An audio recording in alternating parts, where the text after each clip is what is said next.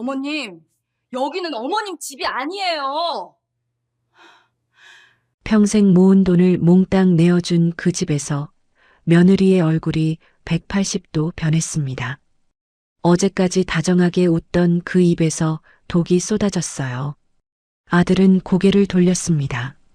내 뱃속에서 나온 자식이 모른 척했어요. 그 순간 깨달았습니다. 이건 처음부터 계획된 덫이었다는 걸요. 하지만 그들은 몰랐습니다. 제가 40년간 노량진을 주름잡은 여자라는 걸, 그리고 제 허리춤에 묶인 검은 비닐봉지 안에 무엇이 들었는지도요. 사연 시작 전 구독과 좋아요를 눌러주시면 그곳에 행운이 가득하시기를 바라겠습니다. 안녕하세요. 저는 올해로 73살이 된 김순자라고 합니다.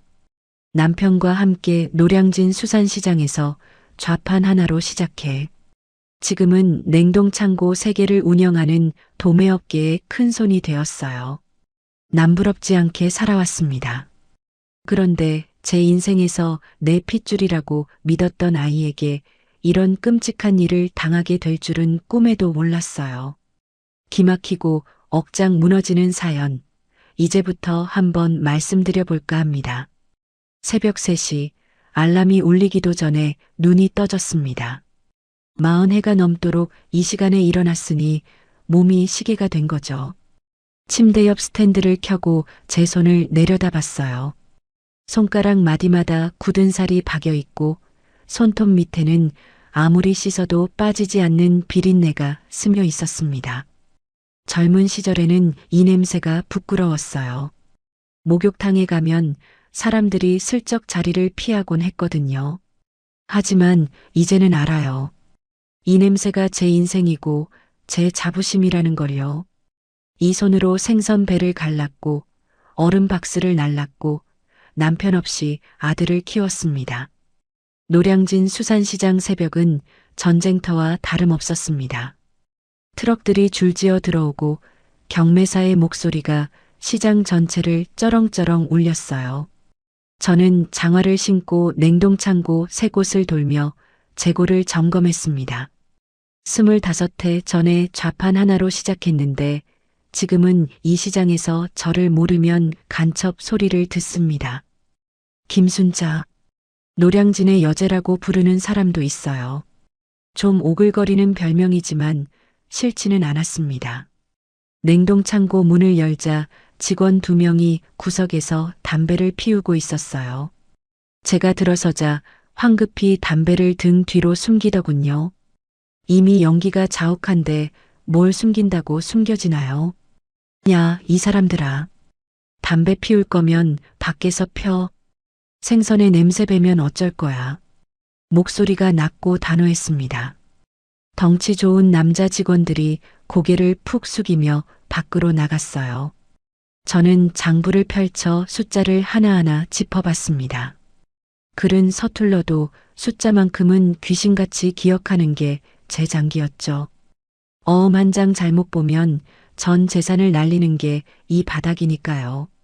한때는 사채업자들한테 멱살 잡히고 쫓겨다니던 시절도 있었어요. 그래서 배웠습니다. 돈 앞에서는 정신 바짝 차려야 한다는 걸요. 점검을 마치고 단골 국밥집에 들어섰습니다. 허름한 가게지만 국물이 진하고 주인 할머니 손맛이 좋아요. 뜨거운 국밥 한 그릇을 앞에 놓고 후후 불며 먹는데 옆자리에 앉은 상인이 말을 걸었어요. 순자 형님, 아들이랑 합가한다며? 강남 아파트로 간다고? 부러움 반, 걱정 반 섞인 목소리였습니다. 저는 국물을 한 숟갈 떠먹으며 대답했어요. 응. 영민이가 하도 조르길래. 이제 나도 좀 쉬어야지. 좋겠다. 우리 아들은 용돈도 안 줘. 상인이 혀를 차며 부러워했습니다. 저도 웃었지만 속으로는 뭔가 찜찜한 기분이 가시지 않았어요.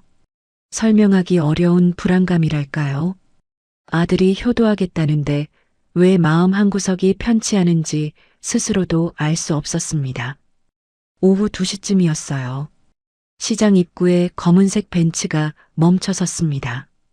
번쩍번쩍 윤이 나는 외제차가 생선 비린내 가득한 시장 입구에 서 있으니 어울리지 않았어요.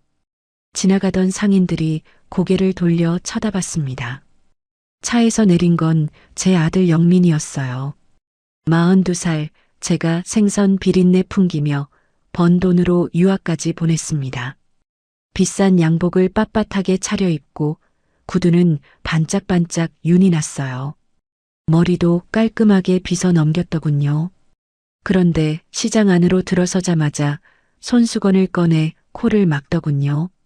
눈살을 찌푸리는 것도 봤어요. 가슴이 찔끔했습니다. 저 아이가 어릴 때는 생선 상자 옆에서 숙제하던 아이였는데 언제부터 이 냄새를 그렇게 싫어하게 됐을까요? 영민이가 제 사무실로 들어왔습니다.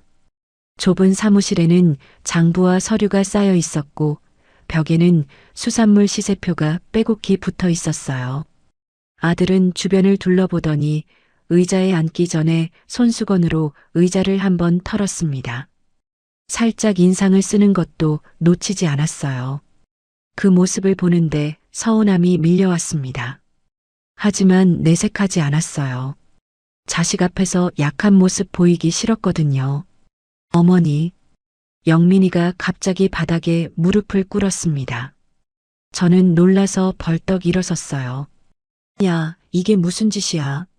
일어나. 어머니, 이제 그만 고생하세요. 저랑 같이 사세요. 제가 모실게요. 목소리가 떨리고 눈가가 붉어지더군요. 눈물까지 글썽였습니다. 저는 멍하니 아들을 내려다봤어요. 가슴 한쪽이 뭉클해졌습니다. 그래, 이 녀석도 다 컸구나. 철이 들었구나. 그렇게 생각했어요. 코끝이 찡해지는 걸 참으며 아들 손을 잡아 일으켰습니다. 며느리 지수도 함께 왔었어요. 백화점에서 산 과일 바구니를 들고 들어왔습니다. 리본이 달린 화려한 포장이었어요. 어머니, 맛있는 과일 가져왔어요. 건강 챙기셔야죠. 웃는 얼굴로 말했지만 눈은 웃지 않았습니다. 입만 웃고 있었어요. 저는 과일 바구니를 받아들고 고맙다고 했습니다. 그런데 나중에 사무실에서 포장을 풀어보니 과일 아래쪽이 물러있더군요. 사과는 멍이 들어 있었고 배는 만지면 물렁물렁했어요. 반품 직전에 물건을 가져온 거였습니다. 알면서도 모른 척했어요. 며느리한테 싫은 소리 하면 아들 얼굴에 먹칠하는 거니까요. 영민이가 본론을 꺼냈습니다. 강남에 좋은 아파트가 나왔는데 매매 대금이 30억 정도 부족하다고 했어요. 제 건물을 담보로 대출을 받으면 된다고, 그러면 어머니 모시고 같이 살겠다고 했습니다. 눈을 반짝이며 열변을 토하는 모습이 어릴 때 장난감 사달라고 조르던 모습과 겹쳐 보였어요. 어머니, 지수가 임신했어요. 손자예요, 손자. 영민이가 결정타를 날렸습니다. 손자라는 말에 제 마음이 흔들렸어요. 평생 아들 하나 키우느라 외로웠는데 손자까지 볼 수 있다니. 가슴이 두근거렸습니다. 아, 손자를 안아볼 수 있겠구나. 그 생각에 눈앞이 아른거렸어요. 그때 문이 열리고 정 대리가 들어왔습니다. 32살 시장 신협에서 일하는 청년이에요.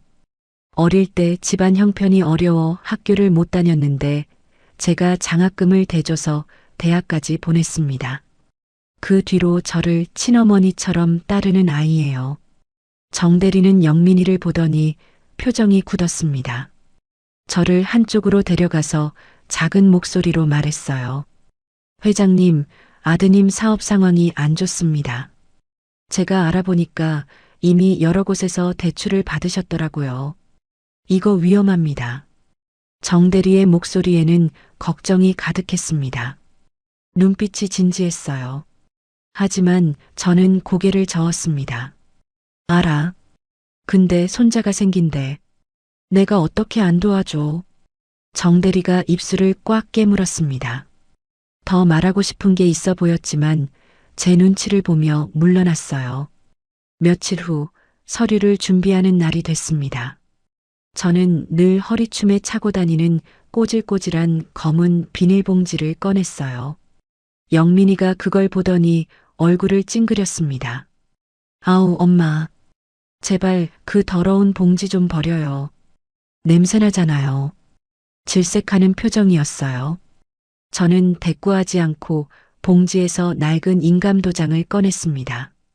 그리고 아들에게 서류 한 장을 내밀었어요.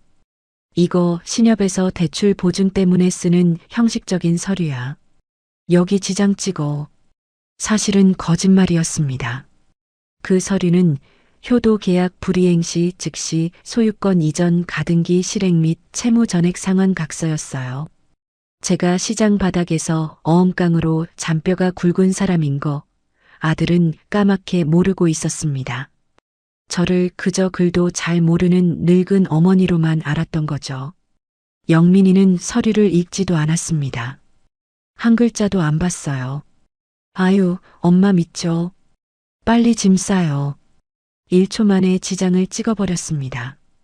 그 모습을 보는데 씁쓸했어요. 어머니가 주는 서류를 읽어보지도 않다니. 믿는 건지 무시하는 건지. 아마 후자겠죠. 어차피 늙은 엄마가 뭘 알겠냐는 거잖아요.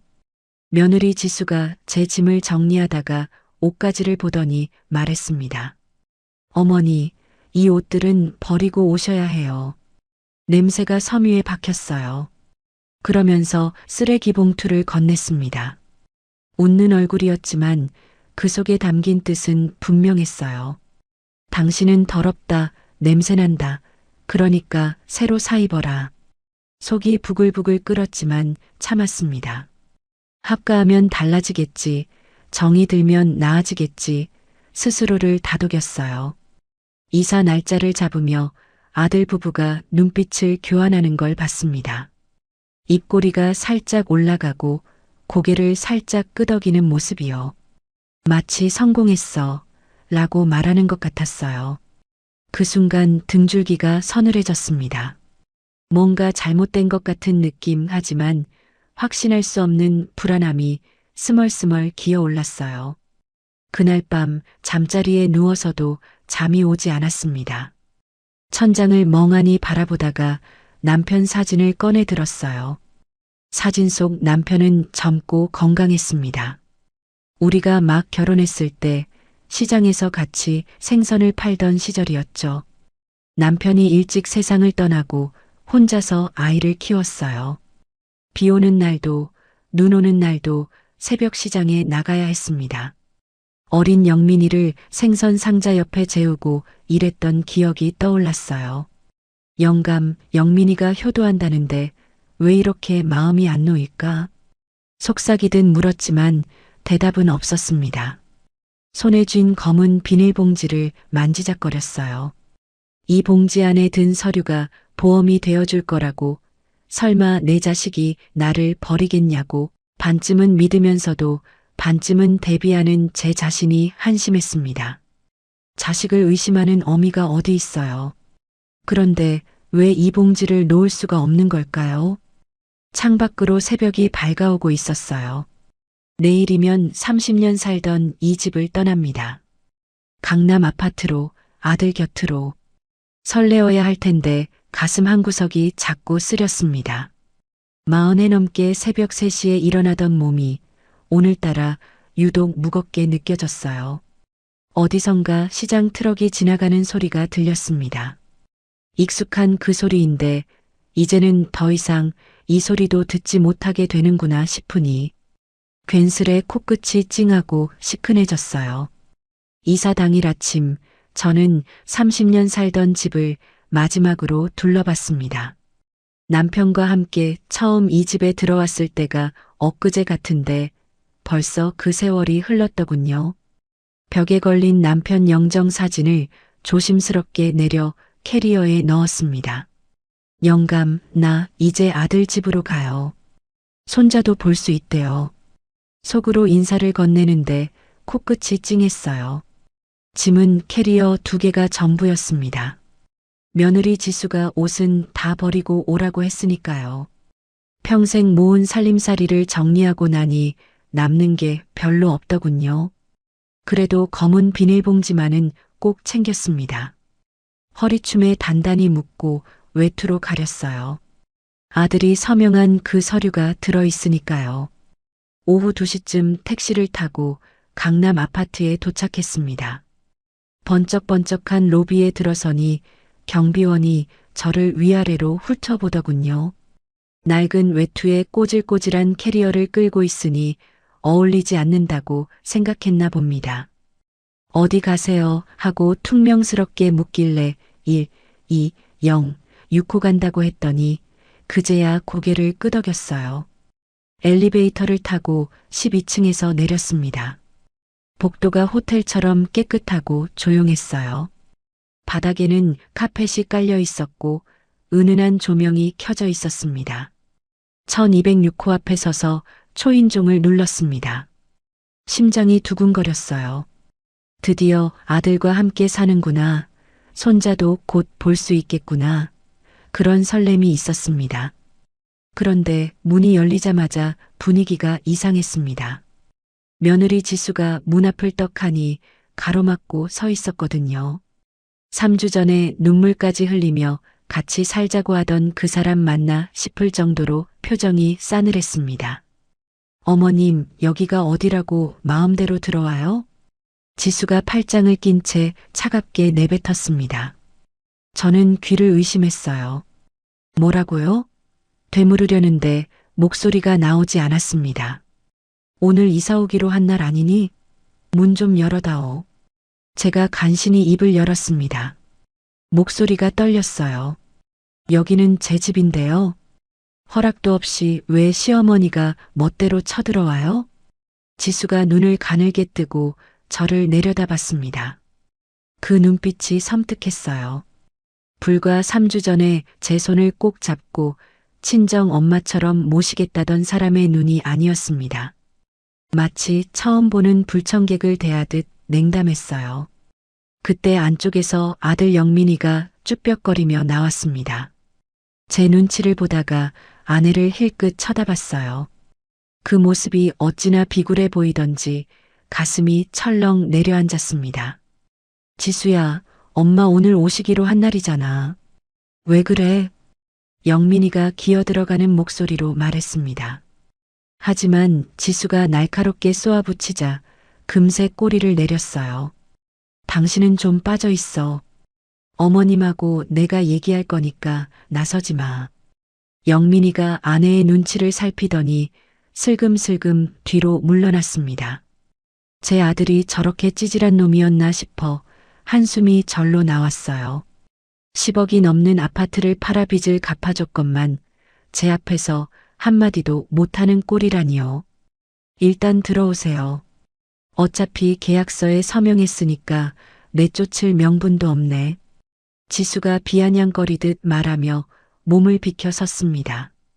저는 죄인처럼 고개를 숙이고 캐리어를 끌며 집 안으로 들어섰어요. 신발을 벗는데 손이 떨렸습니다. 이게 뭐 하는 짓인가? 내가 왜 이런 대접을 받아야 하나? 억울함이 북받쳐 올랐지만 꾹 참았습니다.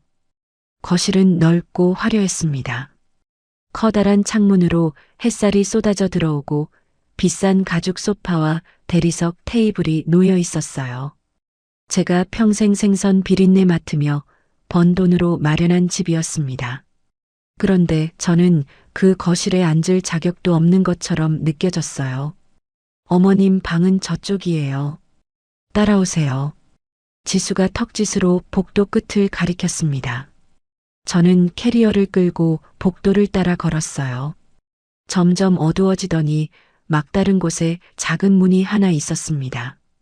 지수가 그 문을 열었을 때 저는 눈앞이 캄캄해지는 것 같았어요. 그곳은 방이 아니라 창고였습니다. 창문 하나 없는 꽉 막힌 공간에 잡동사니가 굴러다니고 있었어요. 먼지 냄새가 코를 찔렀습니다. 곰팡이 냄새도 났어요. 겨우 싱글 침대 하나 들어갈 정도의 비좁은 공간이었어요. 여기가 내 방이라고? 제가 기가 막혀 물었습니다. 다른 방은 옷방이랑 서재로 다 쓰고 있어서 자리가 없네요. 어머님은 그냥 여기 쓰시면 돼요. 지수가 아무렇지도 않게 대답했습니다.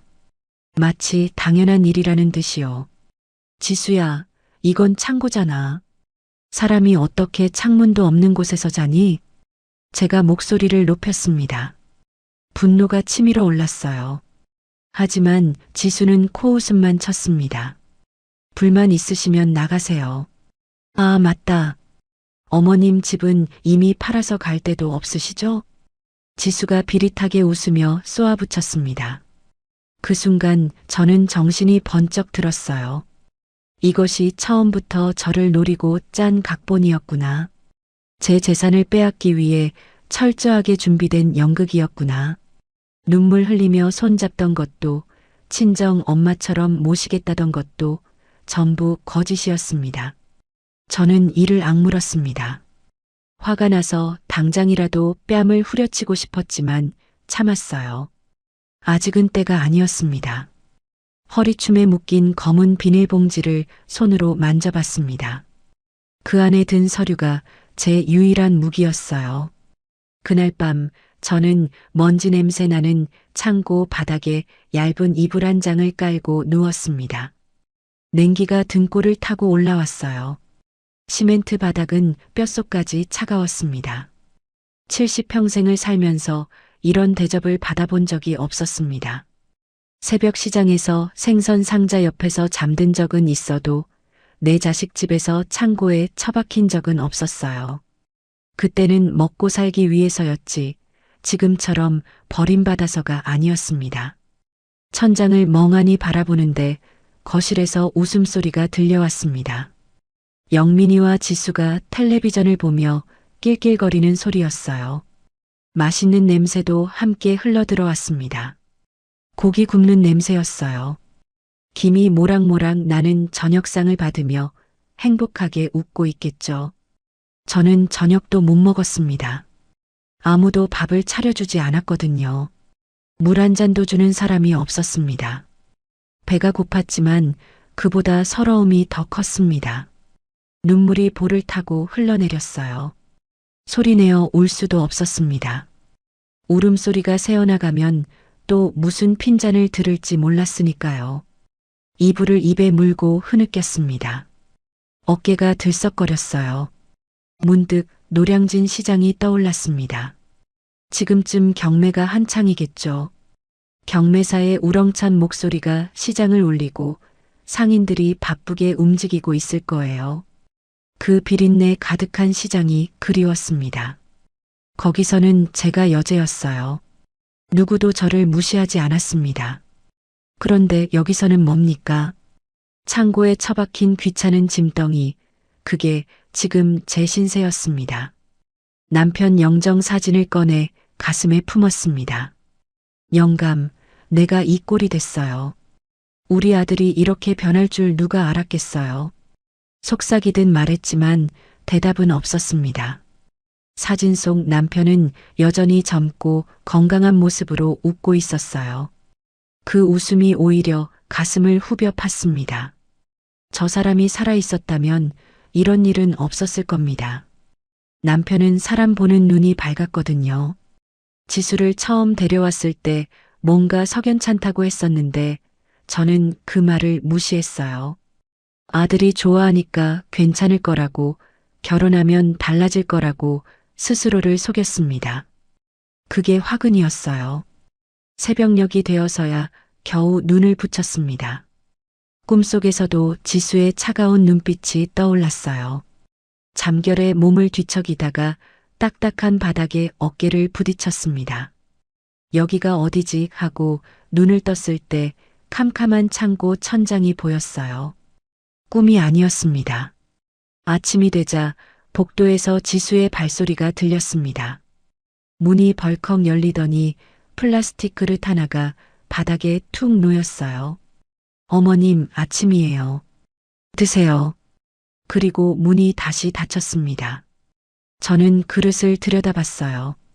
시들어 빠진 상추 몇 장과 말라 비틀어진 찬밥, 쉰내가 풍기는 김치 쪼가리가 전부였습니다. 개밥도 이것보다는 나을 거예요. 숟가락을 들었다가 다시 내려놓았습니다. 분해서 목구멍으로 넘어가지 않았어요. 하지만 먹어야 했습니다. 살아남아야 했으니까요. 복수를 하려면 우선 버텨야 했습니다. 저는 이를 악물고 찬밥을 입에 넣었습니다. 눈물이 밥에 떨어졌어요. 이 치욕을 반드시 갚아주겠다. 속으로 다짐하며 한 숟갈 한 숟갈 삼켰습니다. 밥알이 목에 걸려 넘어가지 않았지만 억지로 삼켰어요. 살아남아야 했으니까요. 밥을 다 먹고 빈 그릇을 문 앞에 놓았습니다. 아무도 치우러 오지 않았어요. 저는 창고 구석에 쪼그리고 앉아 무릎을 끌어안았습니다. 어둡고 답답한 공간이 마치 감옥 같았어요. 아니, 감옥보다 못했습니다. 감옥에서는 최소한 하루 세 끼는 주잖아요. 허리춤에 검은 비닐봉지를 꺼내 무릎 위에 올려놓았습니다. 봉지 안에서 서류를 꺼내 다시 한번 읽어봤어요. 효도계약 불이행 시 즉시 소유권 이전 가등기 실행 및 채무 전액 상환 각서. 영민이가 읽지도 않고 지장을 찍었던 바로 그 서류였습니다. 이 종이 한 장이 제 유일한 무기였어요. 아직은 때가 아니었습니다. 더 참아야 했어요. 증거를 모아야 했습니다. 저들이 저한테 한 짓을 하나하나 기록해 두어야 했어요. 그래야 나중에 되갚아줄 수 있으니까요. 저는 서류를 다시 봉지에 넣고 허리춤에 단단히 묶었습니다. 그리고 창고 벽에 등을 기대고 눈을 감았어요. 복수, 그 두 글자가 머릿속에서 불꽃처럼 타올랐습니다. 반드시 이 치욕을 갚아주겠다. 두고 보자, 지수야. 너한테 당한 만큼 반드시 되돌려주마. 그 다짐만이 저를 버티게 해주었습니다. 창고방에서의 생활이 일주일째 접어들었습니다. 하루하루가 지옥이었어요. 지수는 하루에 딱 한 번 마치 사육사가 동물에게 먹이를 주듯 문을 열었습니다. 플라스틱 그릇을 바닥에 툭 밀어넣고는 아무 말 없이 문을 닫았어요. 그릇 안에는 늘 똑같은 것이 담겨 있었습니다. 시들어 빠진 상추 몇 장, 말라 비틀어진 찬밥, 쉰내가 풀풀 나는 김치 쪼가리가 전부였어요. 어느 날 저녁 거실에서 고기 굽는 냄새가 진하게 흘러들어왔습니다. 지글지글 기름 튀는 소리와 함께 영민이와 지수의 웃음소리가 들렸어요. 저는 이틀째 제대로 된 음식을 먹지 못한 상태였습니다. 배에서 꼬르륵 소리가 났어요. 참다 못해 창고 문을 두드렸습니다. 지수야, 나 밥 좀 줄 수 없니? 배가 너무 고파서 그래. 문 밖에서 지수의 한숨소리가 들렸습니다. 문이 벌컥 열리더니 지수가 인상을 잔뜩 찌푸린 채 서 있었어요. 어머님, 아까 아침에 드렸잖아요. 노인네가 많이 먹으면 소화도 안 되고 몸에 안 좋아요. 그게 밥이니? 걔도 안 먹을 걸 주고서는. 제가 억울해서 한마디 했더니 지수의 눈빛이 싸늘하게 변했습니다. 입꼬리가 비틀어지더니 코웃음을 쳤어요. 불만 있으시면 나가세요. 아, 맞다. 갈 데가 없으시죠? 똑같은 말이었습니다. 그 말을 들을 때마다 가슴에 못이 박히는 것 같았어요. 지수는 문을 쾅 닫아버렸고 저는 차가운 바닥에 주저앉아 한참을 울었습니다. 그날부터 저는 기록을 시작했습니다. 짐을 정리하다가 찾아낸 낡은 탁상 달력이 있었거든요. 거기에 빨간 펜으로 X자를 그었어요.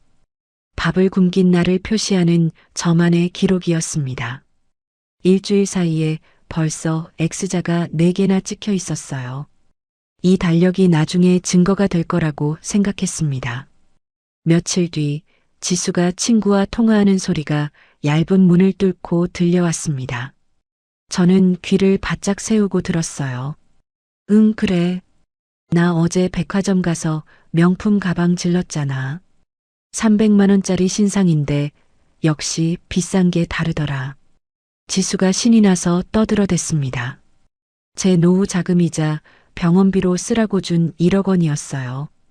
그 돈으로 명품 가방을 사다니 주먹을 꽉 쥐었습니다.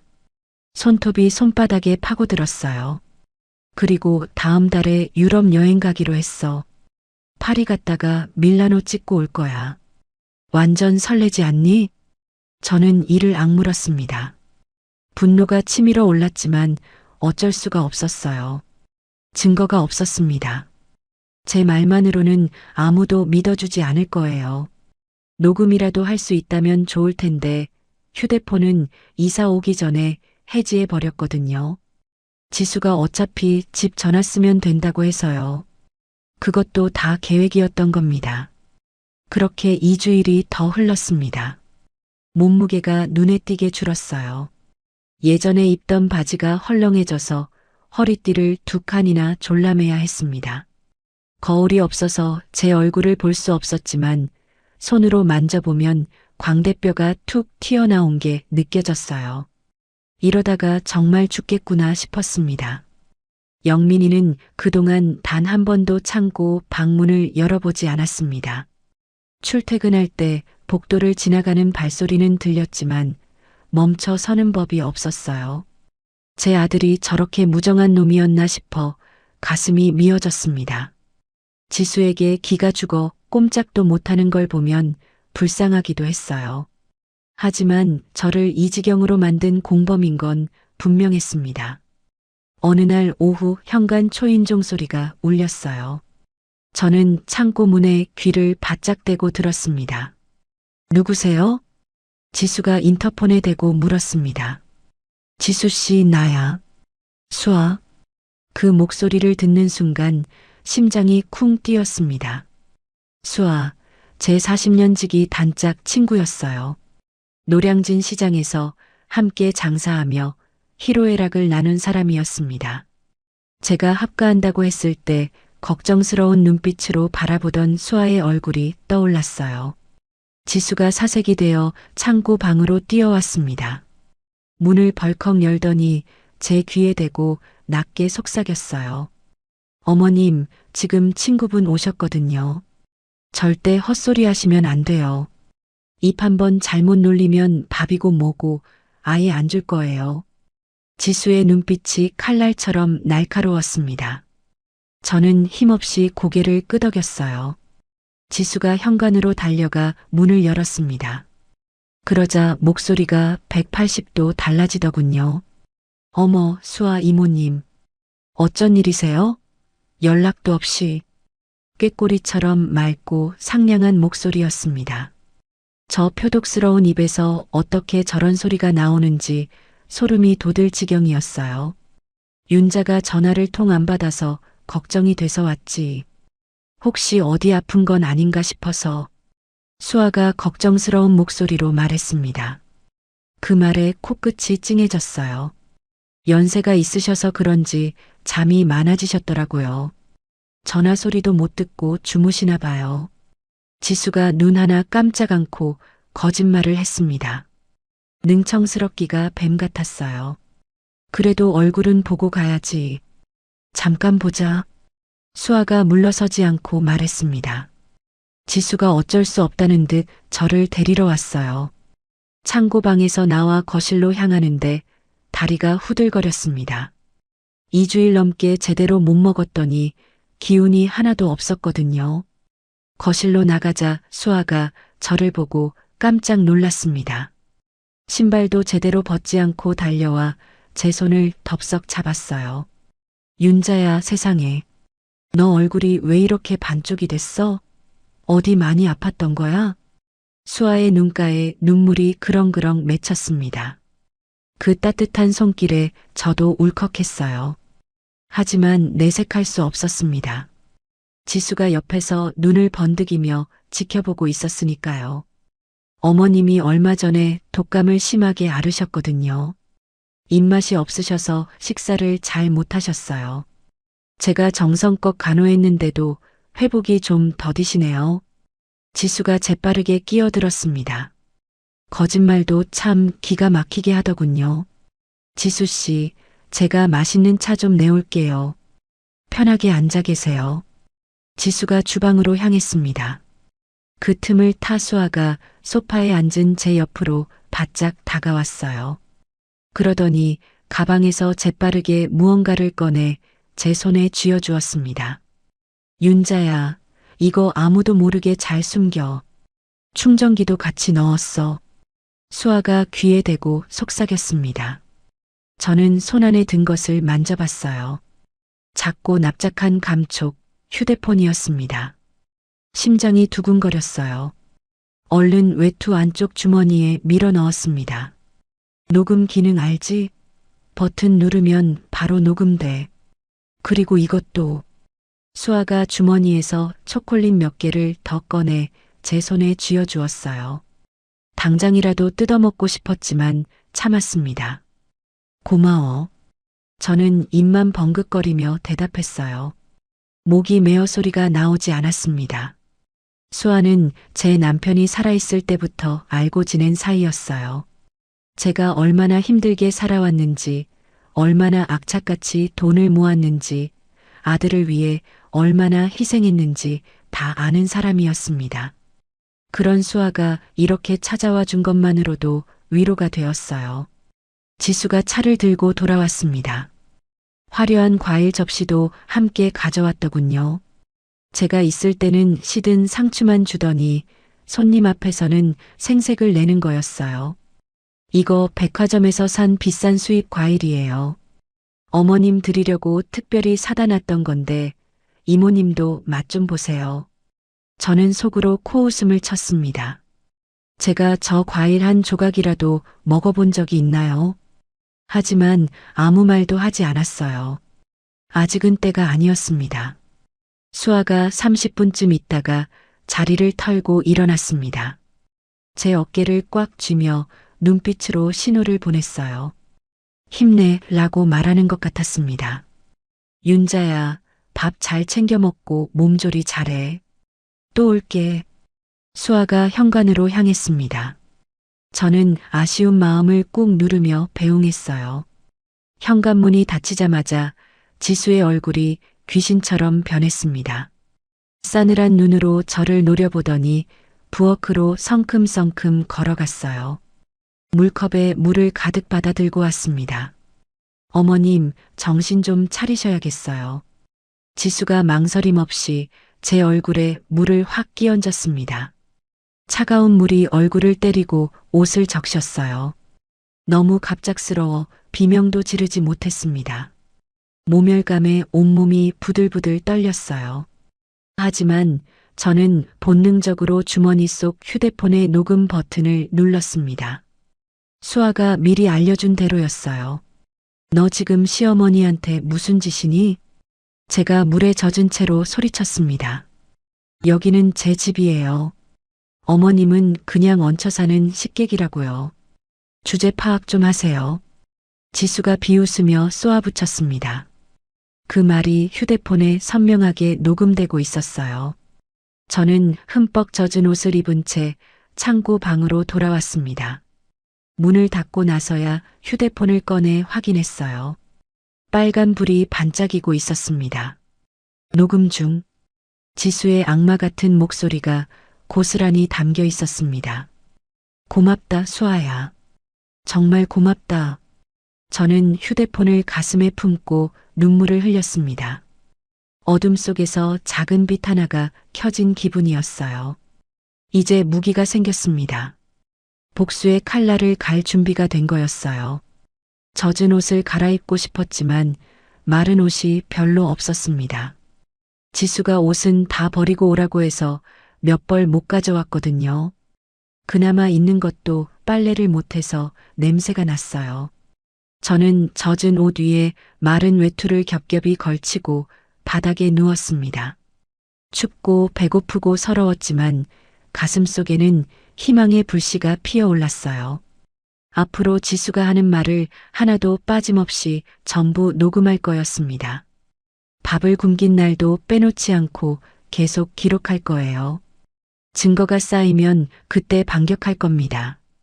두고 봐라, 지수야.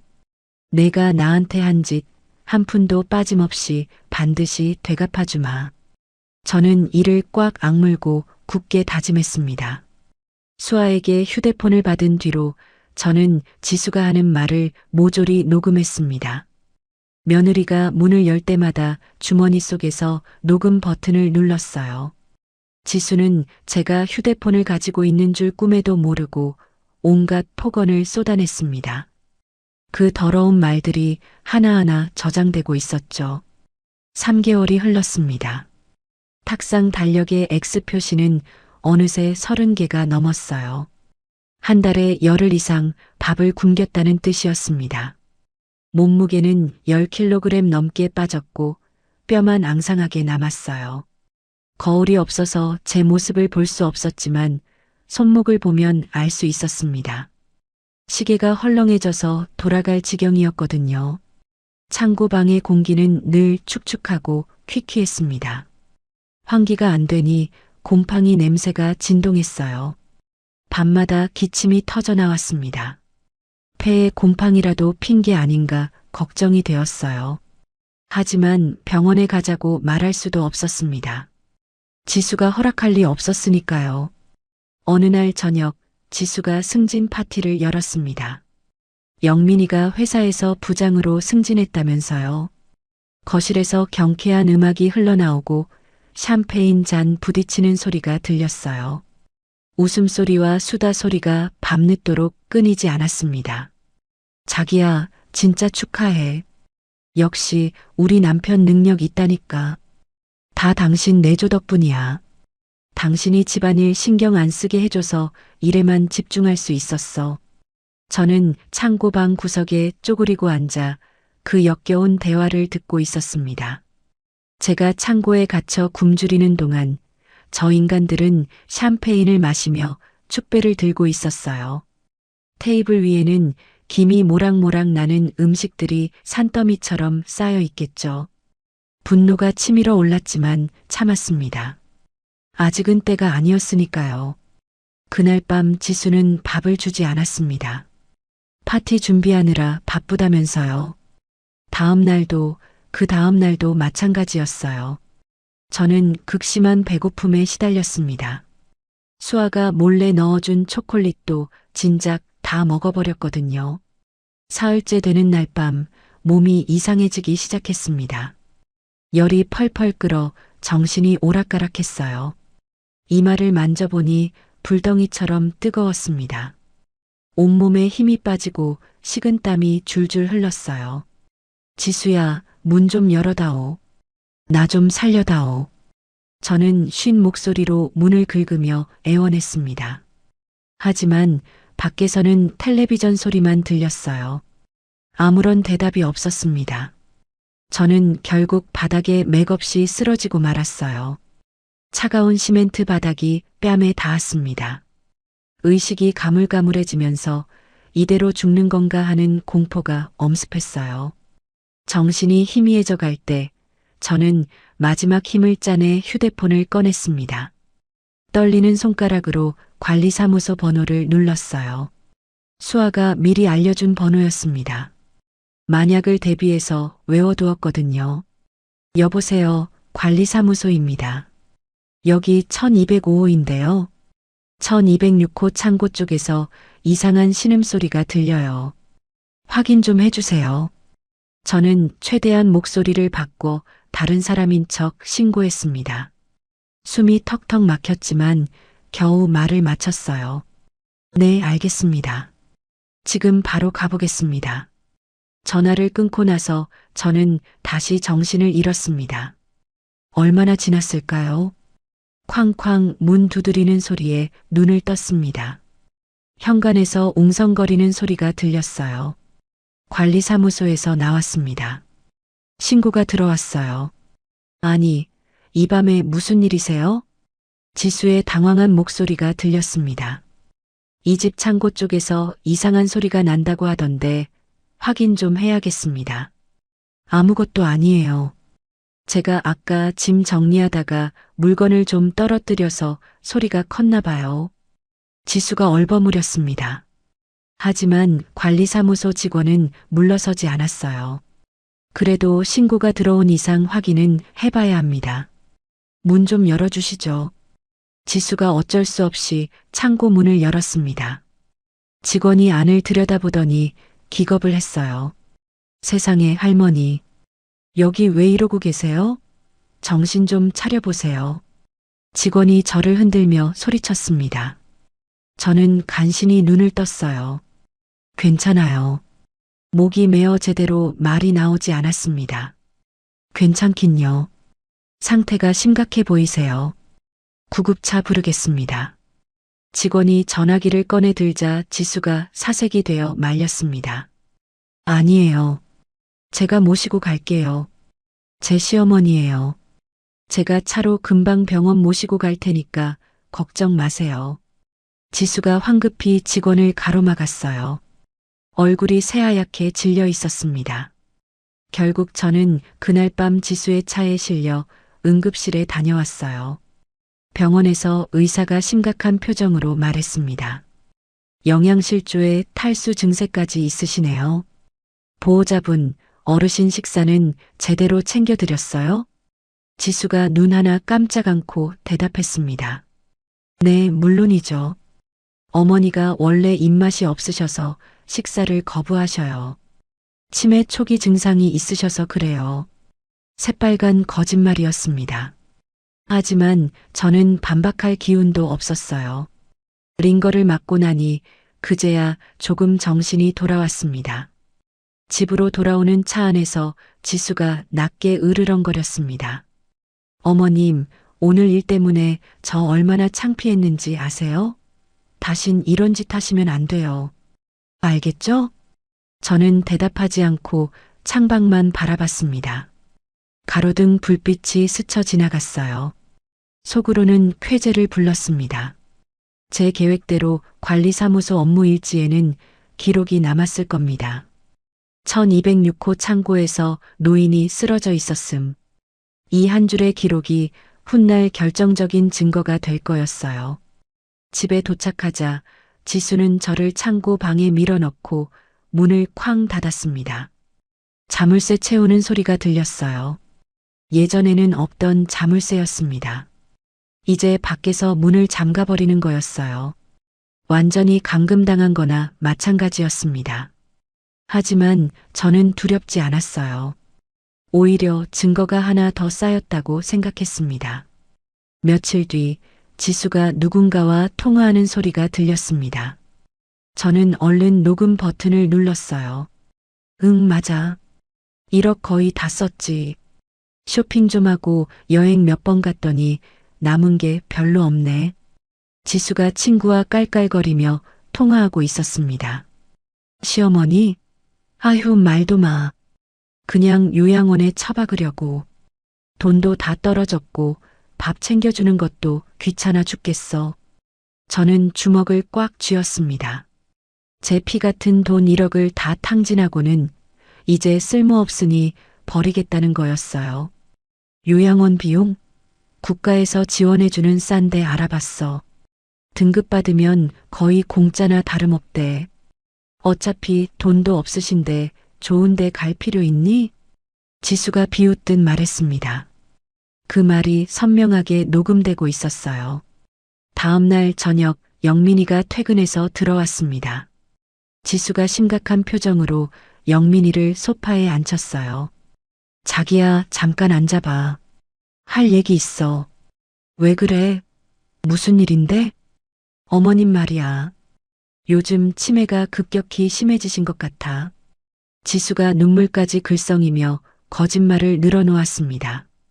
자꾸 헛소리하시고 어제는 나한테 도둑년이라면서 손찌검까지 하려고 하셨어. 나 무서워서 혼났어. 전부 새빨간 거짓말이었습니다. 저는 지수한테 손찌검을 한 적이 단 한 번도 없어요. 저는 문에 귀를 대고 그 기막힌 대화를 모두 녹음하고 있었습니다. 진짜?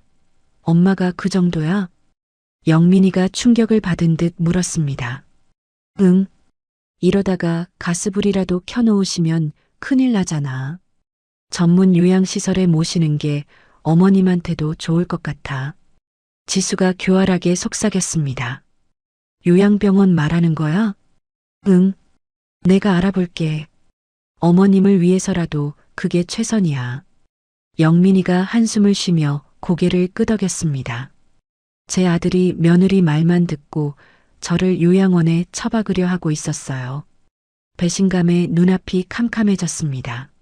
하지만 동시에 분노가 끓어올랐어요. 이 녹음 파일 하나면 지수의 거짓말이 다 들통날 겁니다. 사흘 뒤 지수가 요양병원에 전화하는 소리가 들렸습니다. 네, 요양병원 상담 좀 받고 싶어서요. 저희 어머니가 치매 증상이 심하셔서 입원을 고려하고 있습니다. 지수가 능청스럽게 말했습니다. 저는 그 소리를 들으며 이를 악물었어요. 방문 상담 가능하시죠? 이번 주 금요일 오후 2시요. 알겠습니다. 금요일이면 사흘 뒤였습니다. 시간이 없었어요. 저는 휴대폰을 꺼내 수아에게 문자를 보냈습니다. 쟤들이 나 요양원 보내려고 해. 어떡하지? 곧 답장이 왔어요. 걱정 마. 김 변호사님한테 연락해뒀어. 때가 됐어. 금요일에 거기로 갈 거야. 수아의 문자를 보는 순간 가슴속에서 뜨거운 것이 솟구쳤습니다. 드디어 반격할 때가 온 거였어요. 저는 허리춤에 묶인 검은 비닐봉지를 꺼내 서류를 다시 한번 확인했습니다. 아들이 서명한 효도 계약서, 소유권 이전 가등기 서류가 고스란히 들어 있었어요. 녹음 파일도 충분히 모였습니다. 탁상 달력의 X 표시도 증거가 될 거예요. 관리사무소 기록과 병원 진단서까지 있으니 빠져나갈 구멍이 없을 겁니다. 저는 검은 비닐봉지 안의 서류들을 하나하나 펼쳐봤습니다. 효도 계약서, 소유권 이전 가등기 서류, 그리고 조건부 증여 계약 해지 통보서까지 모든 준비가 끝났어요. 김 변호사님이 이 서류들을 들고 나타나는 순간 지수의 세상은 무너질 겁니다. 두고 봐라. 이제 내 차례다. 저는 어둠 속에서 이를 악물었습니다. 3개월 동안 참고 또 참았습니다. 굶주림도 참았고 모욕도 참았고 차가운 물세례도 참았어요. 하지만 이제 더는 참지 않을 겁니다. 복수의 날이 코앞으로 다가오고 있었어요. 금요일, 그날이 바로 심판의 날이 될 거였습니다. 기다려라, 지수야. 내 세상이 무너지는 꼴을 똑똑히 보여주마. 드디어 금요일이 되었습니다.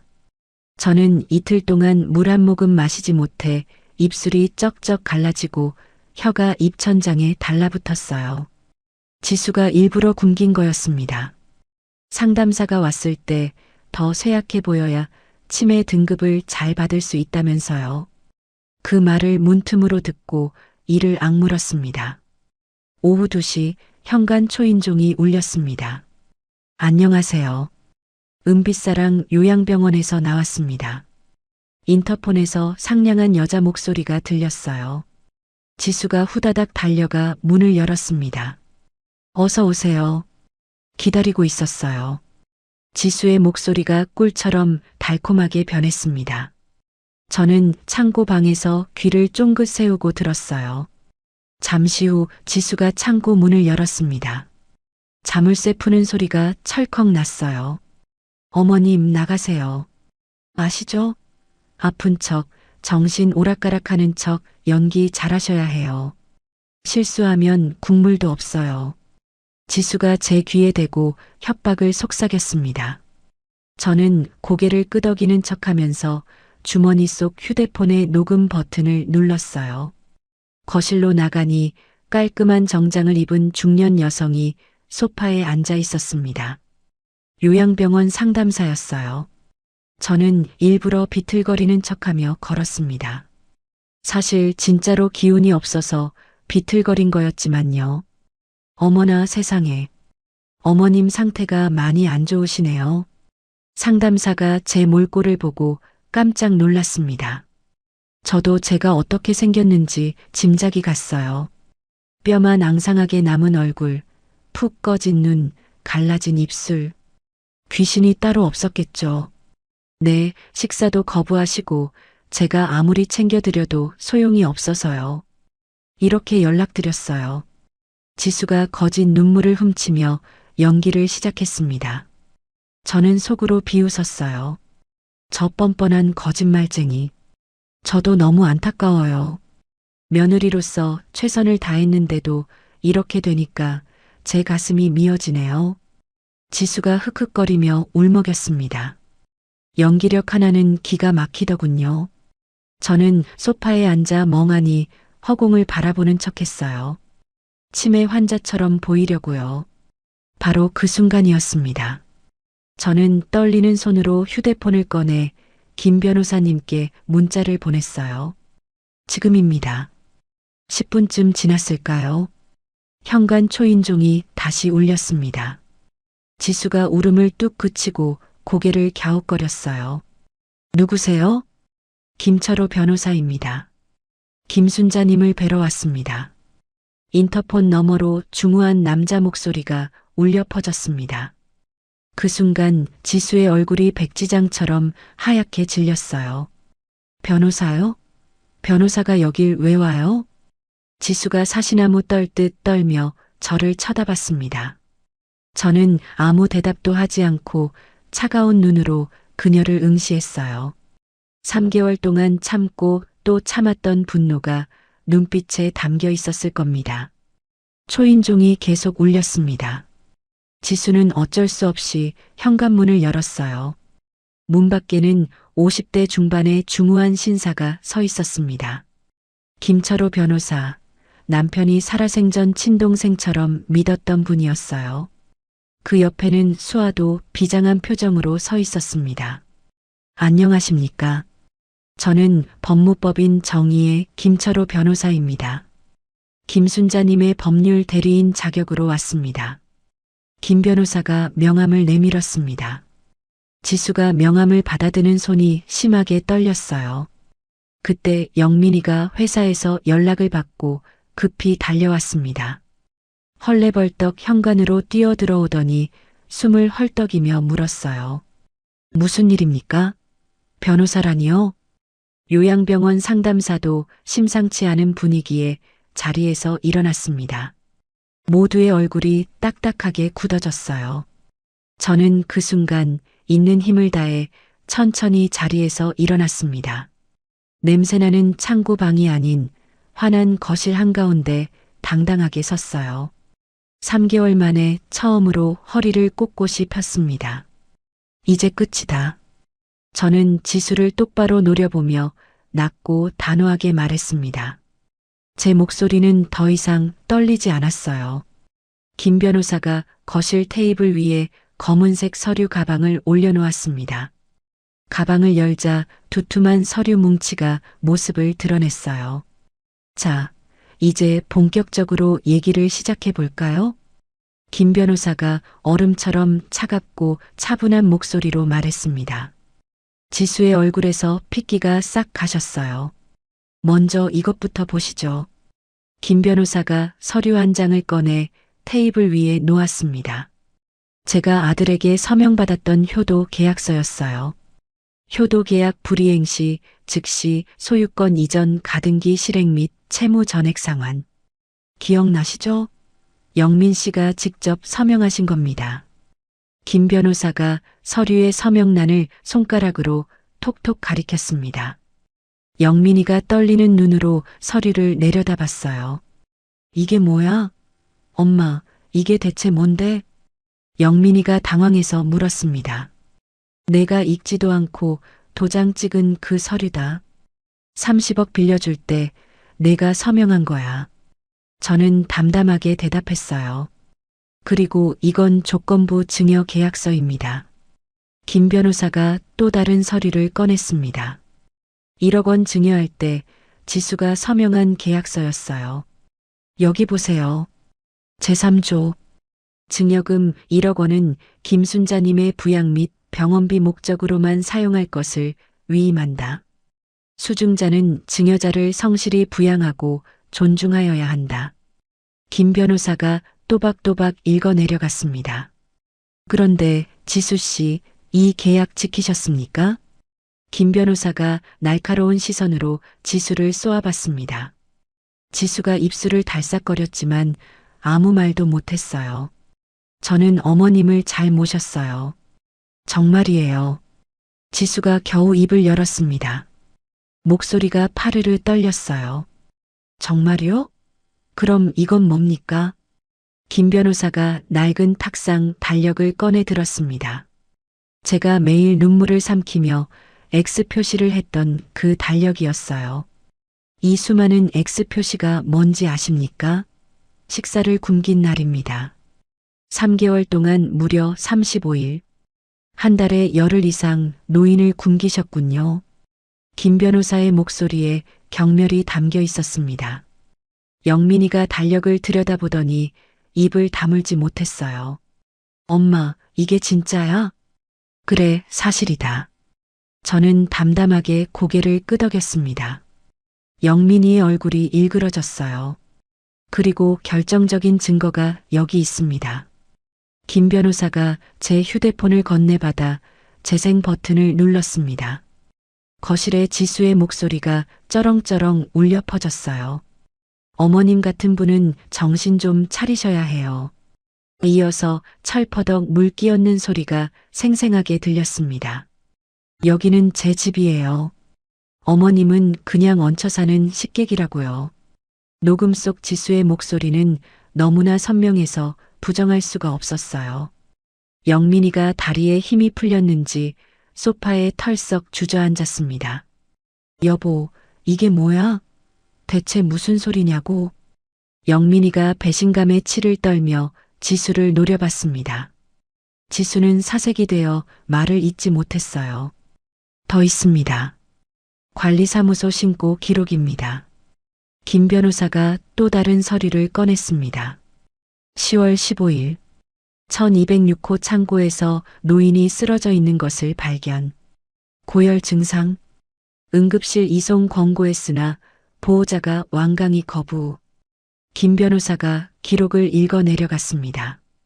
그리고 이건 병원 진단서입니다.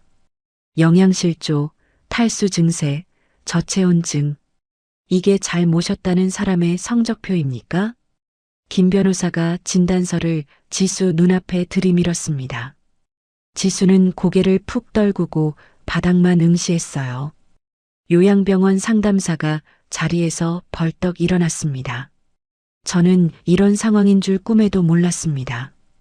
어르신, 정말 죄송합니다. 상담사가 저를 향해 90도로 고개를 숙였어요. 저는 이만 가보겠습니다. 노인보호 전문기관에 이 사실을 보고하겠습니다. 상담사가 가방을 챙겨 들고 현관으로 향했습니다. 지수가 다급하게 불렀지만 상담사는 뒤도 돌아보지 않고 문을 닫고 나갔어요. 거실에 무거운 침묵이 내려앉았습니다. 지수가 갑자기 바닥에 무릎을 꿇었어요. 어머님, 잘못했어요. 제가 정말 잘못했어요. 제발 용서해 주세요. 지수가 두 손을 비비며 애원했습니다. 하지만 저는 눈 하나 깜짝하지 않았어요. 용서? 3개월 동안 창고에 가둬놓고 굶기고 물 끼얹고 이제 와서 용서를 구해? 저는 차갑게 내뱉었습니다. 지수의 눈에서 눈물이 주르륵 흘러내렸어요. 하지만 그 눈물이 진심인지 연기인지 알 수 없었습니다. 자, 이제 본론으로 들어가겠습니다. 김 변호사가 새로운 서류를 꺼냈습니다. 증여금 1억 원은 김순자님의 부양 목적이었습니다. 그런데 지수 씨는 이 돈을 어디에 썼나요? 그건 제 통장에 들어온 제 돈이잖아요. 지수가 악에 받쳐 소리쳤습니다. 아닙니다. 법적으로 부양 목적으로 위임받은 돈입니다. 그런데 명품 가방 구입하고 유럽 여행 갔죠? 그게 노인 부양비입니까? 김 변호사가 지수의 신용카드 내역서를 펼쳐 보였습니다. 명품 브랜드 이름들이 줄줄이 찍혀 있었어요. 이건 명백한 횡령입니다. 타인의 재물을 보관하다가 마음대로 써버렸으니까요. 김 변호사가 단호하게 못 박았습니다. 또한 노인에게 마땅히 제공해야 할 음식과 주거를 제공하지 않았으니 형법상 유기 및 학대죄도 성립합니다. 김 변호사가 형사 고소장을 테이블 위에 쾅하고 내려놓았습니다. 지수의 얼굴이 흑빛으로 변했어요. 저는 지수의 창백한 얼굴을 내려다봤습니다. 3개월 전 저를 창고에 집어넣던 그 오만한 표정은 온데간데 없었어요. 공포에 질린 눈, 파르르 떨리는 입술. 그 꼴을 보니 속이 다 시원했습니다. 수아가 제 옆으로 다가와 손을 꼭 잡아주었어요. 따뜻한 온기가 전해졌습니다. 윤자야, 잘했어. 이제 다 끝났어. 수아가 제 귀에 속삭였습니다. 저는 고개를 저었어요. 이제 시작이다. 아직 끝이 아니야. 저는 속으로 중얼거렸습니다. 진짜 심판은 이제부터였어요. 30억짜리 아파트, 그것도 돌려받아야 했으니까요. 거실의 공기가 얼어붙은 것 같았습니다. 지수는 바닥에 무릎을 꿇은 채 벌벌 떨고 있었고, 영민이는 소파에 주저앉아 멍하니 허공을 바라보고 있었어요. 저는 그 광경을 내려다보며 가슴 속에서 뜨거운 것이 솟구치는 걸 느꼈습니다. 3개월 동안 삼킨 눈물이 이제야 복수의 칼날로 돌아오고 있었어요. 요양병원 상담사가 황급히 떠난 뒤 거실에는 우리 4사람만 남았습니다.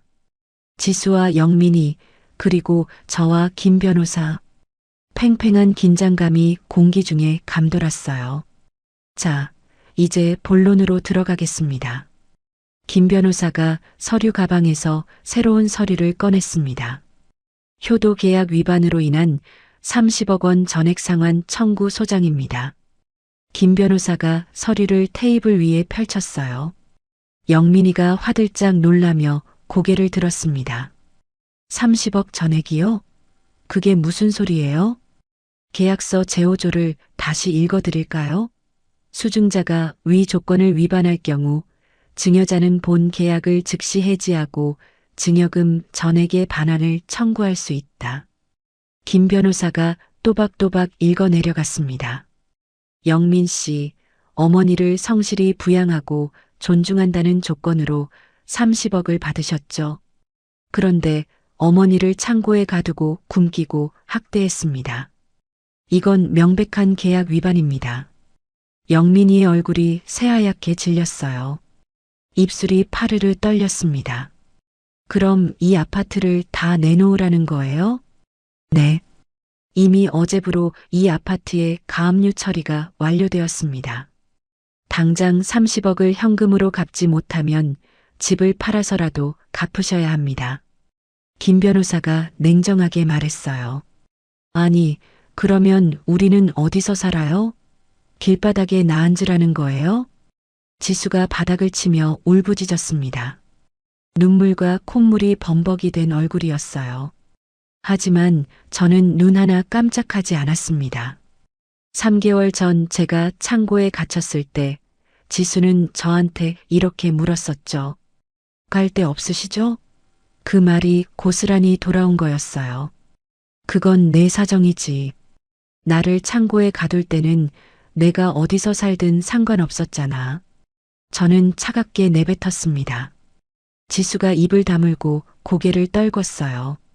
할 말이 없었겠죠. 그때 영민이가 갑자기 제 앞에 무릎을 꿇었습니다. 쿵 하는 소리가 거실에 울렸어요. 엄마, 내가 잘못했어. 죽을 죄를 졌어. 정말 잘못했어. 영민이가 어린아이처럼 엉엉 울기 시작했습니다. 코끝이 시큰해졌지만 저는 애써 마음을 굳게 먹었어요. 엄마, 나는 진짜 몰랐어. 지수가 엄마를 잘 모신다고 해서 바보같이 그 말만 믿고 영민이가 제 손을 잡으려 했습니다.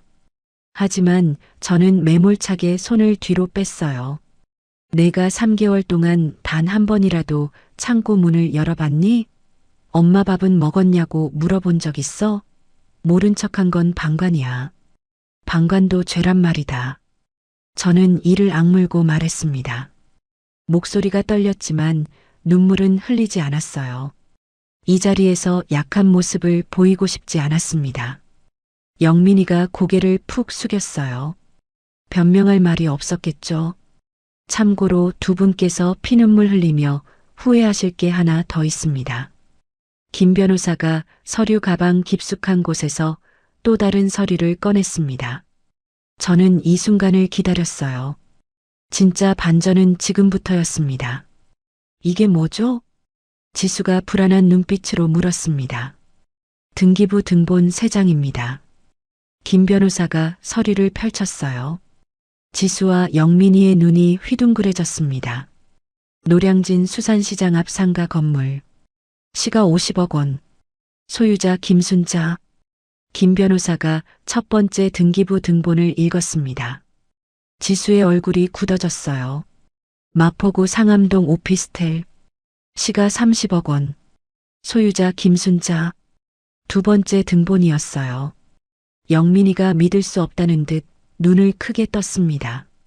그리고 용산구 한남동 다세대 주택. 시가 40억 원. 소유자 김순자. 김 변호사가 3장의 등기부 등본을 테이블 위에 나란히 펼쳐 놓았습니다.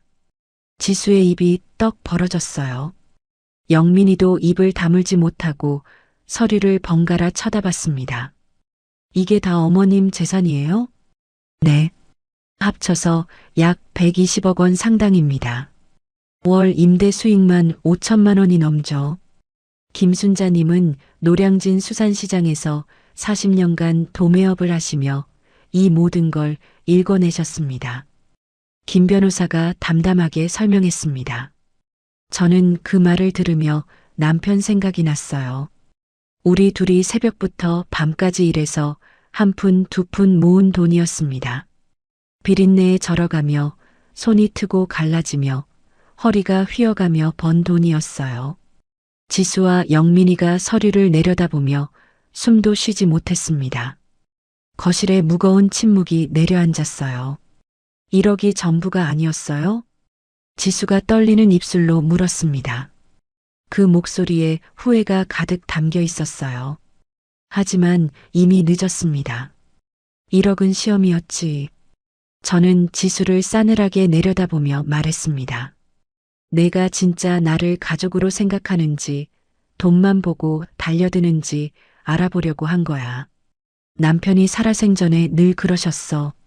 사람은 돈 앞에서 본색이 드러난다고. 지수가 눈을 질끈 감았어요. 그런데 너는 그 시험에서 아주 처참하게 떨어졌어. 지수의 얼굴이 일그러졌어요. 후회와 분노와 절망이 뒤섞인 표정이었습니다. 빵점짜리 며느리. 아니, 인간 실격이야. 저는 한 글자 한 글자에 힘을 주어 말했습니다. 지수가 바닥에 이마를 찌으며 울부짖었어요. 내 돈 수십억, 수백억이 중요한 게 아니야. 내 남편이 평생 피땀 흘려 일궈낸 그 정성을 너희가 짓밟고 모욕했어. 그 죄는 씻을 수 없다. 저는 멍하니 앉아있는 영민이에게도 차가운 시선을 던졌습니다. 영민이가 고개를 들어 저를 바라봤어요. 그 눈에 후회와 자책이 가득했습니다. 엄마, 나는 정말 몰랐어. 엄마가 이렇게 큰 재산을 갖고 계신 줄. 알았으면 달라졌겠니? 돈이 많으니까 효도하고 돈이 없으니까 창고에 가두고 그게 내 효도야? 저는 쏘아붙였습니다. 영민이가 아무 말도 못하고 고개를 떨궜어요. 엄마. 영민이가 고개를 떨구고 하염없이 눈물만 흘렸어요. 그 모습을 보니 가슴 한구석이 아렸습니다. 하지만 지금은 마음을 약하게 먹을 때가 아니었어요. 윤자야, 이제 가자. 여기 더 있다간 병나겠다. 수아가 제 팔을 잡아 일으켰습니다. 저는 고개를 끄덕이고 자리에서 일어났어요. 다리가 후들거렸지만 꿋꿋이 버텼습니다. 횡령죄, 배임죄에 더해 특수폭행 및 노인학대 혐의로 추가 고소장 접수하겠습니다. 곧 경찰서에서 연락할 겁니다. 김 변호사가 가방을 챙기며 마지막 일격을 날렸습니다. 지수가 펄쩍 뛰며 소리쳤어요. 경찰이요? 제가 감옥에 가게 생겼어요? 학대 정도와 기간을 고려하면 실형을 피하기 어려울 겁니다. 각오하십시오. 김 변호사가 냉정하게 대답했어요. 지수의 얼굴이 흙빛으로 변했습니다. 저는 뒤도 돌아보지 않고 현관으로 향했습니다. 뒤에서 지수가 땅을 치며 통곡하는 소리가 들렸어요. 어머님 잘못했어요. 제발이요. 한 번만 용서해 주세요. 영민이가 애끓는 소리로 불렀습니다. 엄마 가지 마. 엄마. 하지만 저는 멈추지 않았습니다. 현관문을 열고 밖으로 나갔어요. 3개월 만에 들이마시는 복도의 공기는 차가웠지만 그 어느 때보다 달콤하고 상쾌했습니다. 이것이 진정한 자유의 냄새였어요. 엘리베이터를 기다리는데 수아가 제 손을 꼭 잡았어요. 윤자야, 잘했어. 정말 대단해. 어떻게 그 지옥 같은 3개월을 버텼니? 수아의 눈에 눈물이 그렁그렁 맺혀 있었습니다. 다 내 덕분이야. 내가 휴대폰 안 줬으면 어떻게 됐겠어. 저는 수아의 손을 꼭 잡았어요. 이 친구가 아니었으면 저는 진작 포기했을 겁니다. 아직 끝난 게 아니야. 이제 시작이야. 저는 담담하게 말했어요. 엘리베이터 문이 열리고 우리는 안으로 들어갔습니다. 문이 닫히는 순간 저는 벽에 등을 기대고 긴 한숨을 내쉬었어요. 3개월 동안 버틴 보람이 있었습니다. 굶주림도 견뎠고 모욕도 견뎠고 차가운 시멘트 바닥도 견뎠어요. 그 모든 고통이 오늘을 위한 것이었습니다. 남편이 하늘에서 보고 계시겠죠. 영감, 나 해냈어요. 하지만 이상하게도 마음 한구석이 허전했어요. 복수는 달콤할 줄 알았는데 왠지 쓴맛이 났습니다. 아들의 울부짖는 얼굴이 자꾸 떠올랐어요. 저 애가 원래부터 나쁜 놈은 아니었는데 지수한테 휘둘려서 저렇게 된 건데 내가 너무 매정했나? 윤자야, 무슨 생각해? 수아가 물었습니다. 아니, 아무것도. 저는 고개를 저었어요. 지금은 감상에 빠질 때가 아니었습니다. 해야 할 일이 아직 남아 있었으니까요. 로비로 나오니 따뜻한 햇살이 얼굴을 감쌌습니다. 3개월 만에 제대로 느끼는 햇빛이었어요. 눈이 부셔서 잠시 눈을 감았습니다. 바람이 볼을 스쳤어요. 살아있다는 게 이렇게 좋은 거였구나. 이제 다시 시작이다. 김순자, 너는 살아남았어. 저는 속으로 되뇌었습니다. 이제 새로운 삶을 시작할 차례였어요. 김 변호사가 미리 예약해둔 호텔로 향했습니다. 고급 호텔 스위트룸이었어요. 창문 밖으로 한강이 한눈에 내려다 보였습니다. 푸른 물결이 햇살을 받아 반짝거렸어요. 창고방의 캄캄한 천장과는 비교할 수도 없었죠. 윤자야, 오늘부터 여기서 지내. 몸 좀 추스르고 나서 다음 일을 생각하자. 수아가 제 어깨를 토닥였습니다. 저는 창밖을 물끄러미 바라보며 고개를 끄덕였어요. 아직 해야 할 일이 많이 남아 있었습니다.